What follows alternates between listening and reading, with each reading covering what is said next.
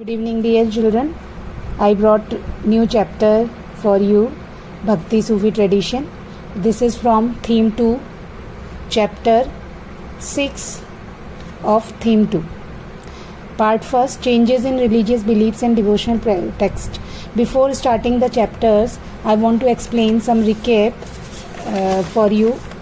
So मैं चाहती हूँ कि कुछ रिकैप आपके साथ शेयर कर लें. जैसे कि स्टार्टिंग से ही हमने जब चैप्टर पढ़ा था, फर्स्ट चैप्टर है ब्रिक्स, बीट्स एंड बोन्स. तो इसमें हमने कोई स्पेसिफिक रिलीजियस के कोई क्लियर एविडेंसेस नहीं थे और टाइम पीरियड था 2600 BCE to 1800 BCE. Second chapter था kings, farmers and town 600 BCE to 600 CE. Ashokan empire था. इसमें एविडेंसेस, स्तूपास या इंस्क्रिप्शंस थे. और in this chapter Brahmans started dharmasutras. Dharmasutras का स्टार्ट कर दिया था ब्राह्मण ने. धर्मसूत्रास में क्या था, कुछ रूल्स एंड रेगुलेशन बना दिए थे सोसाइटी के लिए. थर्ड चैप्टर था kingship, caste and class 600 BCE to 600 CE. अब इसमें सोसाइटी को डिवाइड कर दिया था क्लास में. ब्राह्मण, क्षत्रिय, वैश्य, Shudras, गोत्रास was described there. Family relations were described there. Women condition were described there. ये सारी चीज़ें डिस्क्राइब की गई थी. Fourth chapter thinkers, believes and practices 600 BCE to 600 CE, same time period. जो फर्स्ट थीम है उसमें मोस्ट जो लास्ट उसके 3 चैप्टर्स हैं उनका time period 600 BCE to 600 CE है. और इस चैप्टर में हमने पढ़ा था बुद्धिज्म, जैनिज्म, शैविज्म. ठीक है, बुद्धिज्म पढ़ा, बुद्धिज्म के बारे में उनके फीचर्स पढ़े थे, टीचिंग्स पढ़ी थी बुद्धा की. जैनिज्म की टीचिंग्स पढ़ी थी. Through the eyes of travellers 10th CE to 17th century. इसमें हमने अभी रिसेंटली पढ़ा है लास्ट वीडियो में अल बिरूनी के बारे में पढ़ा. He came from Uzbekistan. Ibn Battuta, Morocco, Francois Bernier, France. They came from the outside of the India. Now our chapter is bhakti Sufi tradition. तो इन चैप्टर्स में हमने रिलीजियस जो टॉपिक थे वो थोड़े थोड़े साथ में हम पढ़ते रहे थे. अब यहाँ पर जो हमारा चैप्टर है भक्ति सूफी ट्रेडिशन, क्योंकि 1000 सेंचुरी के बाद लोग यहाँ पर इंडिया में बाहर से आने लगे थे, इस्लामिक कंट्रीज़ में आने लगे थे.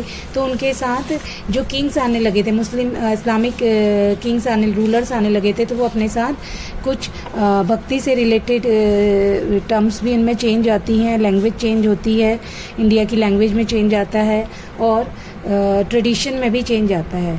तो पहले तो हम पढ़ेंगे कि सोर्सेज ऑफ और एविडेंसेस, क्या क्या एविडेंसेस हैं. ये जो भक्ति सूफी ट्रेडिशन है इसके बारे में हमें कहाँ कहाँ से पता चलता है. Variety of structures were there. Stupa, temple, monasteries were there. Stupa तो हमने पढ़ लिया चैप्टर 4 में. टेम्पल्स भी हम स्टार्टिंग से ही पढ़ते आ रहे हैं, अलग अलग टाइप के टेम्पल्स पढ़ते आ रहे हैं. और चैप्टर 4 में ही थिंकर्स, बिलीव्स, बिल्डिंग्स में हमने टेम्पल्स भी पढ़ा था. शिव का टेम्पल के बारे में पढ़ा था.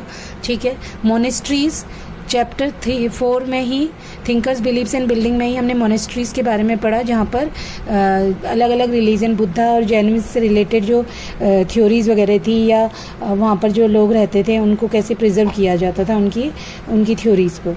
Religious beliefs and practices that solidified over a time. मतलब कि जो रिलीजियस बिलीव्स और प्रैक्टिसेस हैं धीरे धीरे टाइम पीरियड में वो सॉलिडिफाइड हो गए. सॉलिडिफाई मीन्स उन्हें स्ट्रॉन्ग एक सॉलिड बेस बन गया उनका, कि लोगों के अब वो उसी हिसाब से प्रैक्टिसेस करने लगे.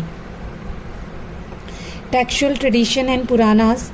हम बहुत सारे जो इन्फॉर्मेशन है भक्ति सूफी ट्रेडिशन के बारे में, कल्चरल रिचुअल्स के बारे में, वो हम कहाँ से पता चल सकता है हमें. They are present shaping that time only. हमें कहाँ से मिलेगा, पुराना से. पुराना से हमें बहुत सारी इन्फॉर्मेशन मिलेगी. हमारे textual and visual records which are faintly visual records. बहुत सारे जो विजुअल रिकॉर्ड्स हैं कई बार वो फेंट भी हो जाते हैं, मतलब कि मिट जाते हैं. ठीक है. तो और उसमें कुछ चेंजेस भी आ जाते हैं. New textual sources available from this period include composition attributed to the poet saints who expressed orally in regional languages. जो हमारे जो ये नए सोर्सेज हैं वो कहाँ से मिले हैं, वो कंपोजिशंस थी किसकी, पोएट्स की, पोएट सेंट्स की।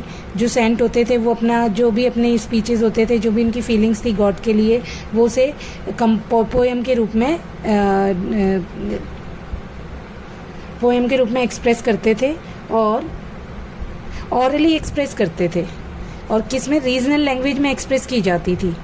ठीक है, जितना भी उनका टेक्सचुअल रिसोर्सेज है जो अभी हमारे पास है, वो पहले ऑरल फॉर्म में था। इस ऑरल कंपोजिशन को वर ऑफर सेट टू म्यूजिक के साथ सेट किया गया, और फिर उसे जो उनके disciples, these were compiled by disciples और devotees generally after the death of Saint.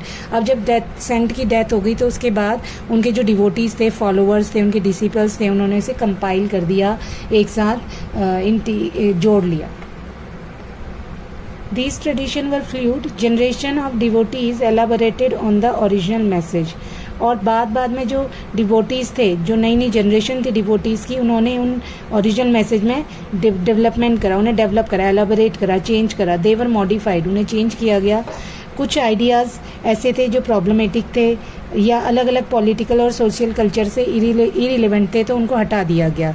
दस using these sources is a challenge to history. अब इन रिसोर्सेज को जो हमारे पास अवेलेबल हैं, जिससे हिस्ट्री मॉडिफाई की गई, हिस्ट्री को दोबारा से रिकन्स्ट्रक्ट किया गया है, इस पर इजीली बिलीव करना बहुत डिफ़िकल्ट हो जाता था।